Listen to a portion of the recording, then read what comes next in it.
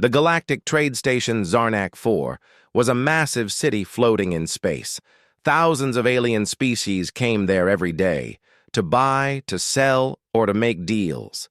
It was noisy, colorful, and full of strange smells and voices. Somewhere deep inside, one of the maintenance sectors worked a human named Eric Maddox. Eric was not a soldier or a diplomat. He was a repair engineer, quiet, hard-working, and always covered in grease. His small workshop was filled with old tools, blinking machines, and half-fixed robots. Other aliens didn't pay much attention to him. They thought humans were weak, soft, or just strange. One day, after repairing a dangerous cooling system on a Dravari cargo ship, Eric was surprised to receive a message from the Dravari Empire's ambassador. The Dravari were tall, silver-skinned aliens known for their pride and cold hearts. They ruled dozens of star systems. They looked down on other species, especially humans. Eric went to the ambassador's office with caution. There, standing behind a golden desk, was Ambassador Razek, a sharp-eyed Dravari with a cruel smile. "You have served us well, human," Razek said, his voice dry. "And in the spirit of human reward customs, we offer you a gift." Eric frowned. "I didn't ask for anything." "But we insist," Razek said. He snapped his fingers. The doors opened, and two Dravari guards led in a young Dravari woman. She wore a simple robe, her hands were chained, and her head was lowered. She didn't speak. Her silver hair fell across her face. "This is Lysera, a noblewoman of low value," Razek said. "She is barren, useless to us. We thought you might enjoy her company. Perhaps use her as a servant or display her as a pet, as your kind enjoys." Eric's eyes went wide. "She's a person," Razek laughed. "She is a joke, human. Accept her or don't. We no longer care." Eric turned to Lysera. Her eyes slowly met his, bright silver and full of quiet pain. She didn't beg. She didn't cry. She just stood there, waiting. Eric sighed. "I'll take her, but not the way you think." Back in his workshop, Eric gave Lysera clean clothes, food, and water. He unlocked her chains and pointed to a small room in the back. "You can sleep there. No one will bother you." She didn't answer at first. Then, in a soft voice, she asked, "Why?" "Because you're not a pet," he said. "You're not a joke. You're someone who deserves respect." Lysera stared at him. No one had ever said that to her before. In the days that followed, she stayed mostly silent. She watched Eric work, fixing broken pipes, talking kindly to old robots, and laughing softly at bad jokes from his AI assistant, Nora. Slowly, Lysera began to speak more. "Why do you talk to machines?" she asked one morning. "Because they listen," Eric replied, with a smile. "And they don't judge me." That made her curious. Weeks passed. Lysera began helping in the workshop, holding tools, handing him wires, cleaning circuits. Eric taught her how machines worked. She learned quickly. Her hands were gentle but strong. "I never thought I'd enjoy fixing things," she said one day. "You're good at it," Eric said. "Better than me sometimes." That made her smile. A real smile. Her first in years. The station's rumors started to spread. Aliens whispered, "The human keeps a Dravari female," or "He fixed her mind with kindness." Some laughed. Others watched with interest. Ambassador Razek heard the rumors and sneered.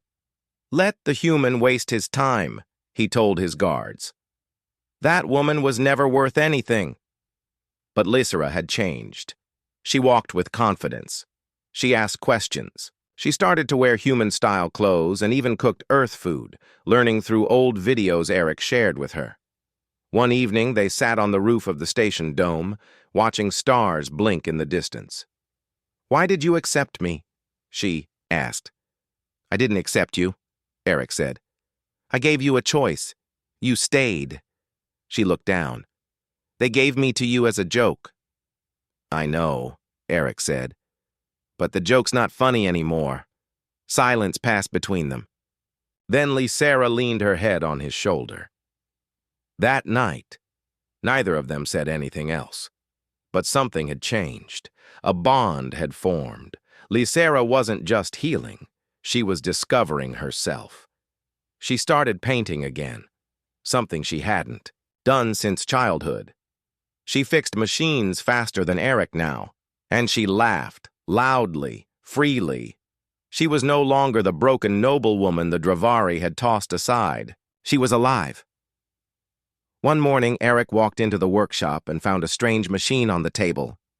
"What's this?" he asked. "My design," Lysera said proudly. "A multi-purpose circuit scanner. I thought it might help with the energy leaks you've been fixing." Eric blinked. "You made this?"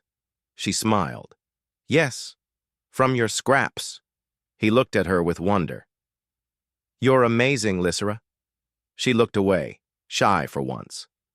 "You make me feel like I matter." "You do." But far across the galaxy, in the high palace of the Dravari Empire, rumors reached the ears of the Dravari High Council.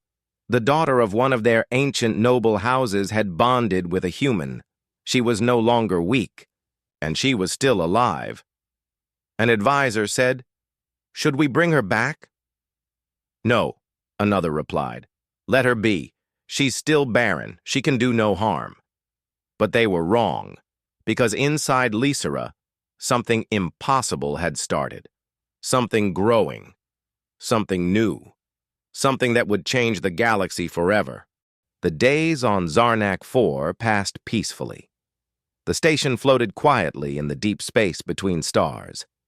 Inside the noisy trade hubs, busy docking bays, and long metal halls, Eric Maddox's workshop became a place of calm and change. Inside, Lysera was no longer just watching. She was working. She wore a tool belt now. Her fingers moved quickly over broken machines, reconnecting wires, fixing circuits, and repairing plasma regulators. She didn't speak much while working, just like Eric, but her eyes were focused, and her hands were sure. Eric watched her from across the workshop. "You've gotten really good at this." Lysera wiped sweat from her brow and smiled. "Machines make sense. They break and you fix them. People are more complicated." Eric chuckled. "Yeah, that's true." Every night they would sit outside the workshop under a small skylight that showed stars. Lysera had made a bench from scrap metal, and they would share quiet moments drinking warm tea from Earth. One evening she asked, "What is Earth like?" Eric thought for a moment. "It's blue, lots of water, green places, trees, animals, sky that changes every day, sometimes cloudy, sometimes full of sun. It's alive." Lysera closed her eyes. "It sounds peaceful." "It can be," Eric said. "But it can also be loud, messy, and dangerous, just like anywhere." "I'd like to see it," she whispered. As the weeks passed, Lysera changed more than even she noticed. She started laughing more, not just quiet chuckles, but real happy laughs. She cooked meals using old Earth recipes from the station's database. She made a new sign for the workshop. Maddox and Lysera Repairs, all welcome aliens who came in, were surprised. A Dravari woman working beside a human? Unbelievable. But they returned, again and again. Lysera was polite, fast, and smart. Some even said she smiled brighter than the stars outside. One day, a short green-skinned trader said, "Your wife is very skilled." Eric turned red. "She's not... we're not married." Lysera looked amused. "Not yet," she said playfully. Eric nearly dropped his wrench. But soon, something strange began happening. Lysera would sometimes get dizzy. Her appetite changed. She craved sweet earth snacks one moment, then sour Dravari fruit the next. One morning she fainted while fixing a ceiling fan. Eric caught her before she hit the ground. "Lysera, are you okay?" She blinked up at him. I need to see a doctor." They went to a medical bay run by a human doctor named Dr. Celine Hart. She scanned Lysera carefully and looked at the results for a long time. Eric waited nervously outside. Finally, Dr. Hart called him in. Lysera sat on the bed looking shocked. "What happened?" Eric asked. Dr. Hart smiled. "Eric, Lysera is pregnant." He froze. "Pregnant? But how? I thought Dravari and humans can't—" Dr. Hart nodded slowly. "That's what we all believed. Different DNA, different biology. But somehow, her body adapted. It's never happened before. This baby is the first of its kind." Eric looked at Lysera. She held her stomach gently, eyes wide. "I didn't think I could have children," she whispered. "They told me I was barren." Dr. Hart touched her shoulder gently. "You were never barren. You just needed kindness, safety, love." Eric sat beside Lysera and held her hand. "A child," he whispered. She looked into his eyes. "Our child." News spread fast on Zarnak 4. A human and a Dravari made a baby. Impossible. Didn't they say she was barren? Maybe humans aren't as weak as we thought. The station buzzed with voices, questions, and theories, but not all of them were friendly. In a dark chamber on the Dravari homeworld, the news reached Ambassador Razek. He slammed his fist against the table. "She was barren. I gave her away. To humiliate the humans? Not create a scandal." An advisor spoke. "The child may be strong, sir. The council is already watching.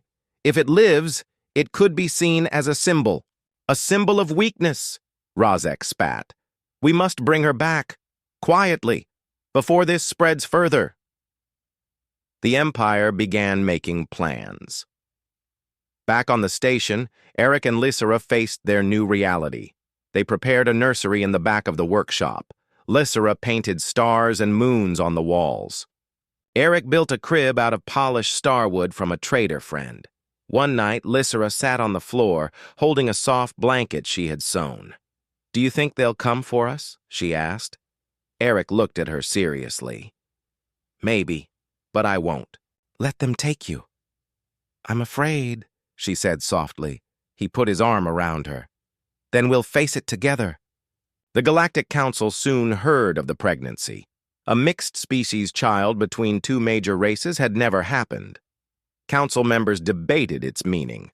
One alien, a large creature with blue scales, said, "This child could unite species, a symbol of hope." Another, a long-necked being with flashing eyes, growled, "Or a threat, a weapon in the wrong hands." The council called for a meeting, but before anything could be decided, a message arrived. "The Dravari are sending a ship to Zarnak 4. Eric checked the sensors. A massive Dravari cruiser was on its way, cold, fast, and fully armed. He looked at Lysera, who stood beside him, her hands over her stomach. "They're coming," he said. She nodded. "They won't take our child." Eric started working on emergency defenses. "Then let's prepare." But Lysera touched his hand. "Not just machines, Eric. We need allies." They called in old friends. A reptilian trader who owed Eric a favor. A cyborg mercenary who respected Lysera's strength. A group of peaceful synths who believed in life and choice. Together, they began to build a plan, not just to hide, but to stand strong. As the Dravari warship came closer, the people of the Va-E station began to choose sides, and in the heart of the workshop, Lysera whispered to her unborn child, "You are more than a joke. You are more than their hate. You are our future, and we will protect you." The Dravari warship, Varkalon's flame, moved through space like a dark blade. Its metal body reflected no light. Inside, the crew prepared for a mission they didn't fully understand. Their orders were clear: bring back Lysera, alive if possible. Destroy the human if needed. Back on Zarnak 4, the stars above the station were quiet, but tension inside the metal walls grew heavier each day. Everyone on the station knew that something big was about to happen. In a small room behind the workshop, Eric Maddox checked the sensors. The ship was 2 days away. He closed his eyes and breathed deeply. Then he turned to Lysera, who was resting on a padded seat with her hands over her growing belly. "They'll be here soon," he said quietly. "I know," she replied. Her voice was calm, but her eyes were sharp. "We have to be ready." Eric nodded. "We will be." The workshop was no longer just a repair shop. It had become a meeting point. Over the past few days, several friends and allies had come. First was Jarek, a tall, green-skinned alien trader. He had known Eric for years. "Yangio fixed my ship when no one else would," Jarek said. "I won't let them take your family." Then came Velra, a cyborg bounty hunter with one glowing eye and a robotic arm. "I saw what they did to Dravari women like her," Velra growled. "She deserves to choose her life." Last was a small group of synths, artificial beings who followed the philosophy of peace and evolution. "We believe the child is special," their leader said, "the first of a new path." With them came tools, shields, weapons, and ideas. They set up traps around the docking bay. They rewired doors, installed EMP pulses, and placed shield generators near the workshop. It wasn't a perfect defense, but it was enough to buy time. Meanwhile, Lysera noticed something strange. She began feeling pulses, not painful, but strong waves of energy from within her. Her skin glowed faintly when she touched her belly. The baby moved inside her, not weakly, but with purpose. One evening, as she sat in the workshop, her hand brushed a broken machine, and it sparked back to life. Eric stared in shock. "Did you just power that with your hand?" Lysera blinked. "I didn't mean to." "You're glowing." She looked at her fingers, where silver light ran like tiny lightning. "It must be the child," Eric whispered. "He's changing you. Or maybe unlocking something inside." Lysera nodded slowly. "He is not ordinary. I can feel it." The Galactic Council called an emergency session. Holograms of leaders from across the galaxy argued loudly. "The child is a threat," one shouted. "Dravari strength mixed with human adaptability? That's dangerous." Another said, "Or it's a blessing. If they can reproduce, this could lead to peace." "Or war," a third growled. They couldn't decide, so they did nothing. Again. The Dravari warship finally arrived at the edge of Zarnak 4. Its presence was like a storm. The station's security systems buzzed. Lights flickered. Fear spread. The captain of the warship sent a message. "Return Lysera of the House Varnak. She belongs to the Empire. You have 24 hours. Eric read the message out loud. Then he looked at Lysera. "What do you want to do?" he asked. She stood slowly. "We stay. We fight." The next morning, Dravari. Warriors landed on the station in full armor.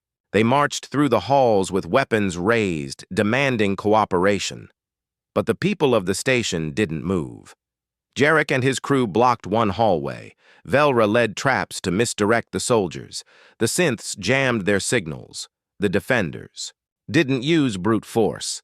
They used cleverness, teamwork, and time. Eric and Lysera stayed in the workshop, ready to defend the baby. He had created a protective shield around their room, powered by a strange energy mix of human tech and something new. Lysera's touch. Then it happened. Lysera clutched her belly. A wave of heat spread through her body. "It's time," she gasped.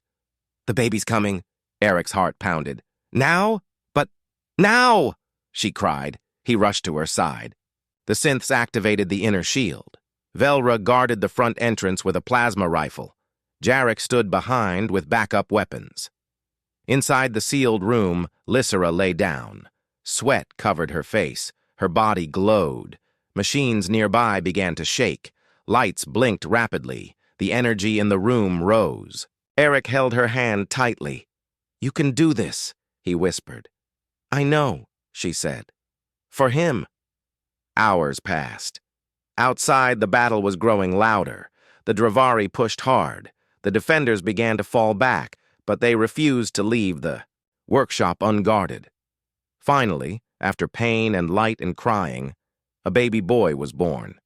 His skin was pale like Lysera's, but his eyes, silver and blue, glowing softly, were not like any creature before. Lysera held him close. He didn't cry much. He looked around the room calmly, as if he understood everything. Eric stared at him. "He's perfect." The shield room door opened. Velra stepped in. "They're breaking through," she warned. Suddenly, the outer wall exploded. The Dravari commander entered, tall, armored, and cruel. Behind him, soldiers stood ready. He pointed. "Give me the child!" Eric stood in front of Lysera and the baby. "No!" The commander raised his weapon. Then something happened. The baby raised one tiny hand. A shockwave of silver light spread across the room. The commander's weapon melted. The soldiers froze. Machines stopped. For 10 full seconds, everything was silent. Then the commander dropped to one knee. "What is this?" he whispered. Lysera stood, holding her son. "This is my child," she said. "Not yours. Not a weapon. Not a tool. He is the future." One of the soldiers looked at the child and whispered, "He looks like a true heir." Another lowered his weapon. "He is not weak." The commander looked into the baby's eyes and saw no fear, only power, wisdom, and peace. He gave the order. "Stand down." The battle ended without more violence. The Dravari soldiers left, confused but respectful. News of the child spread again, faster than before. Even the Galactic Council went silent. No one knew what to say. The first human Dravari child had stopped a war before he could even speak. Eric, Lysera, and their son sat together in the workshop. Outside, stars blinked softly. "What will we name him?" Eric asked. Lysera smiled. "Let's name him something both human and Dravari can say." They chose the name Elion, a name that meant light in both languages. Eric held his son. "He's going to change everything, isn't he?" Lysera nodded. "He already has." The peace after the birth of Elion was short-lived.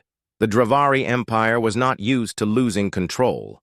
When news of the child spread, the High Council declared the situation unacceptable. They sent orders.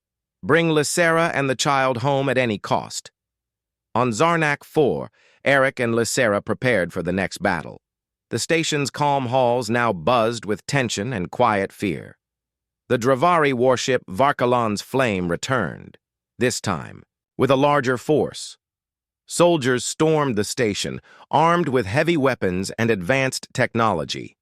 But Eric's group was ready. Jarek's alien traders blocked docking bays with large cargo containers. Velra set traps and ambush points, using the station's maze-like corridors to their advantage. The synths hacked into the station's communication systems, sending false signals and confusing the enemy.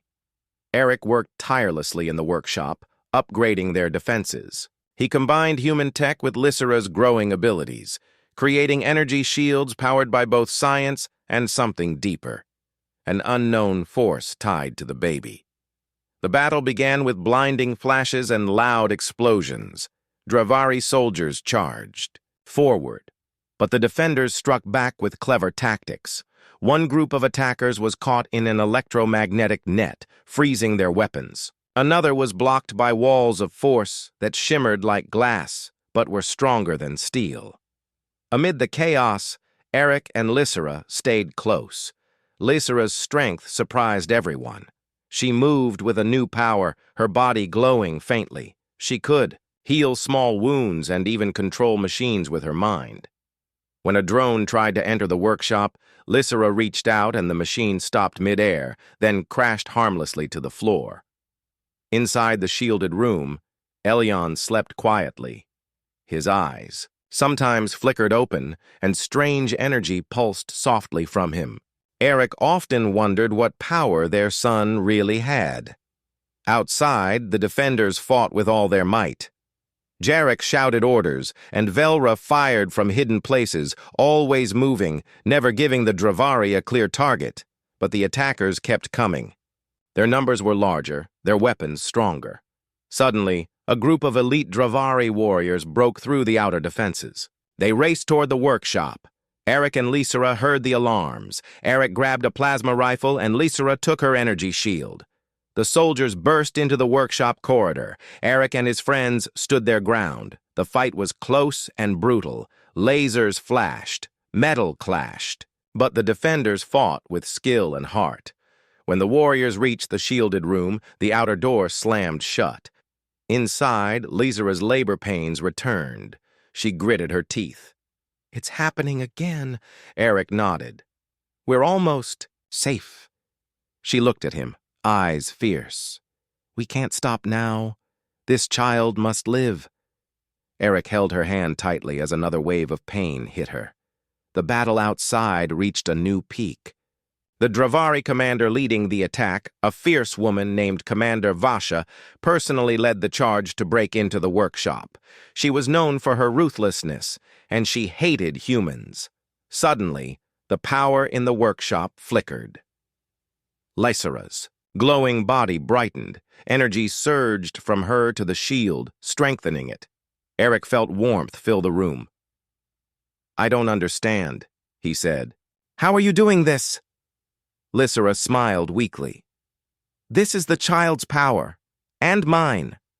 The shield held against the enemy's assault. Commander Vasha screamed in frustration. "This ends now!" she shouted and threw a grenade. The explosion shook the station. The shield flickered but held. Inside, Lysera pushed through the pain. Her body shone with silver light as Elyon began to cry. The sound echoed like music in the room. Outside, the enemy's attack faltered. They hesitated, staring at the glowing light from the workshop. Commander Vasha shouted orders, but her soldiers looked uncertain. Suddenly, the workshop doors opened. Eric stepped out, holding Elyon in his arms. Behind him, Lysera stood tall, shining with energy. "We will not give up our son," Eric said loudly. "He is not a weapon for your empire. He is our future." The Dravari soldiers lowered their weapons, confused. Commander Vasha stared at the child. "He is different." One soldier stepped forward. "He is the true heir," he said quietly. Another nodded. The soldiers began to lay down their weapons. Commander Vasha looked at Lysera and Eric. Her eyes softened. "This changes everything." The Dravari forces surrendered. The battle was over. Later, in a council meeting, the Dravari leaders argued fiercely. Some wanted to punish Lysera, others feared the child's power. But in the end, the Empire chose a new path. Lysera was declared, a symbol of strength and unity. Elyon was recognized as the future heir of both humans and Dravari. Eric was offered a high position to help lead the new alliance. But Eric smiled and shook his head. "I want only one thing," he said softly. "To raise my family." As peace returned to Zarnak 4, the station buzzed with new hope. Aliens from different worlds began to visit Eric and Lysera's workshop. Not to fight, but to learn.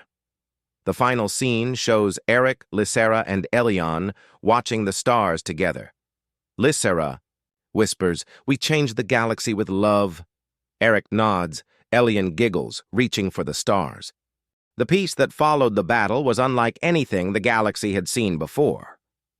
For the first time in centuries, the Dravari Empire faced a choice, not between war and submission, but between old pride and new hope. Eric stood at the window of their small home on Zarnak 4, holding Elyon in his arms. The baby's glowing eyes looked up at the swirling stars outside. Lysera entered quietly and sat beside them. Do you think they will accept us? Eric asked softly. Lysra smiled gently. Some will. Others will resist, but we have already started something new. Eric nodded. It feels like the galaxy is watching us. Because they are, Lysra said, and they want to see if love can really change everything. The Galactic Council held a special session. Representatives from dozens of species spoke about the birth of Elion, the child of two worlds. Many feared him. Some hoped for peace, but most agreed on one thing. The galaxy would never be the same. On the Dravari homeworld, changes came slowly but surely. Old leaders who hated humans were replaced by new voices, those who had seen Lysra's strength and the power of Elion. The Emperor died soon after the battle, leaving a gap filled by reformers.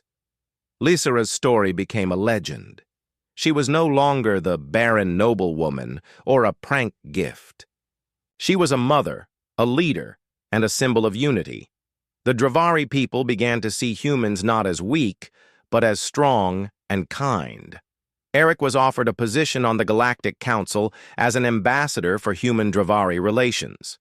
He accepted, but only because it allowed him to protect his family. Back on Zarnak 4, Eric and Lysra worked to create a school, a place where children of different species could learn together.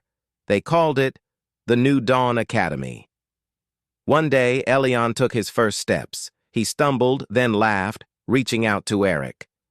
"Papa," he said, his voice clear and strong. Eric smiled, tears in his eyes. "You're our future," he whispered. News of the human Dravari alliance spread to other empires. Some feared the change, others watched closely, but none could deny that the child was a beacon. Lysra held Elion close as she looked at the stars. "Your name means light," she told him, "and you will shine," Eric added. As years passed, Elion grew strong. He learned from humans and Dravari alike. His powers, both natural and mysterious, became a symbol of hope. One evening, Elion looked up at the sky and said, "I want to see Earth." Eric smiled. "Soon, my son. Soon." The story of Lysra and Eric became a legend told across galaxies. From a cruel joke to the mother of the future heir, Lysra showed the power of kindness, love, and hope. The galaxy had changed, and the future was bright.